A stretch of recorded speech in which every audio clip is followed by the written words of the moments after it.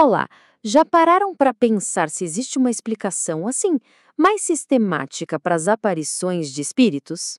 Pois é, hoje a gente vai mergulhar na visão de uma filosofia que tentou fazer exatamente isso: organizar e desvendar o que seriam essas manifestações visuais do mundo espiritual. Essa é talvez a pergunta, né? Atravessa culturas, séculos, é uma daquelas curiosidades que todo mundo já teve em algum momento. Mas será que dá para ir além do sim ou não? Será que existe uma lógica, uma estrutura por trás dessas experiências? E para explorar essa questão, a gente vai usar um texto do século XIX chamado Manifestações Visuais dos Espíritos, que se propôs a responder exatamente a isso, de uma forma bem metódica. Então, o nosso objetivo aqui é esse: entender e explicar como é que essa obra estrutura o pensamento sobre o assunto. Bom, vamos lá. Começando pelo básico do básico, de acordo com essa fonte. Afinal, quem é que pode aparecer e quando isso acontece? E a primeira ideia aqui já é bem interessante. Aparentemente, não é um privilégio de um tipo específico de espírito. A teoria diz que todos, dos mais elevados aos mais inferiores, podem se tornar visíveis. Mas, tem um mas, nem todos têm a permissão ou simplesmente o desejo de se manifestar. E outro ponto, isso seria mais comum durante o sono. A explicação é que, nesse estado, a nossa alma estaria, digamos, mais livre do que quando estamos acordados, em vigília. Ok, então se, em tese, qualquer espírito pode aparecer, a pergunta seguinte é óbvia. Porquê? O que leva um espírito a se manifestar? Quais seriam as motivações por trás disso? E aqui a fonte é bem categórica, ela divide as coisas. Não é tudo a mesma coisa. De um lado, a gente tem o que seriam as boas intenções: consolar alguém querido que ficou, provar que a vida continua, dar um conselho ou até pedir ajuda. Mas do outro lado, as intenções podem ser bem mais sombrias, como simplesmente assustar ou até buscar vingança. E aqui a coisa ganha uma camada a mais de complexidade. Olha só o que o texto diz: pode ser má a intenção do espírito e bom o resultado.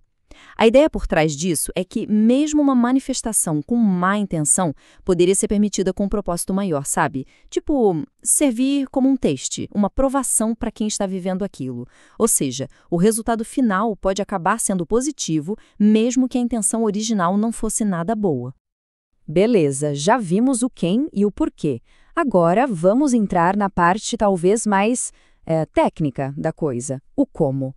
Como é que, de acordo com essa teoria, uma aparição se torna visível para a gente?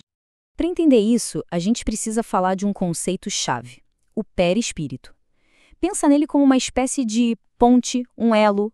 O texto descreve como um invólucro semimaterial, ou seja, não é nem totalmente espírito, nem totalmente matéria. E é através dele que os espíritos poderiam atuar sobre os nossos sentidos.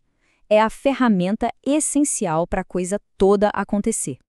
Então, o processo seria mais ou menos assim. Primeiro, a vontade do espírito, que é quem inicia tudo. Depois, acontece uma combinação de fluidos. O fluido do perispírito do espírito se combina com o fluido da pessoa que está a ver. Essa combinação cria uma modificação temporária que torna o perispírito visível. E aqui vem a parte mais surpreendente. A percepção disso não seria pelos olhos físicos, mas sim pela alma de quem vê. E essa citação do texto resume tudo de forma perfeita. Na realidade, é a alma quem vê, e o que o prova é que os podem ver com os olhos fechados. O argumento aqui é esse: se dá para ver de olhos fechados, então o órgão da visão, o nosso olho físico, não estaria envolvido da maneira que a gente conhece, né?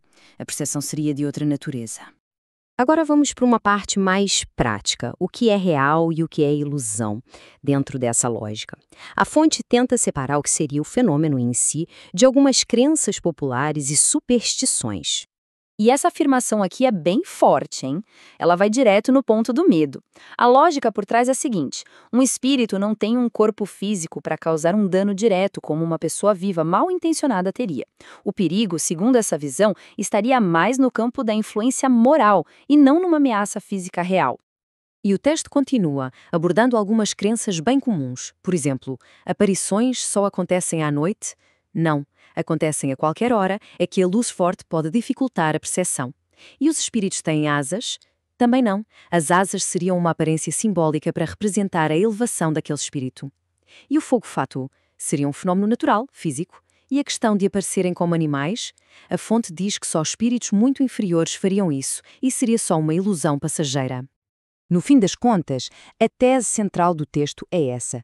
Ver espíritos não seria algo sobrenatural, um milagre.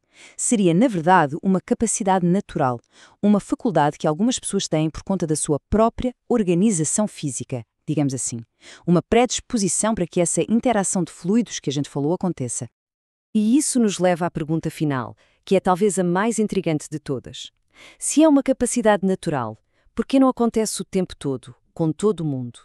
A resposta que a fonte dá é, bem, que seria simplesmente avassalador. Ver o mundo espiritual constantemente iria perturbar as nossas ações, interferir no nosso livre-arbítrio, na nossa iniciativa.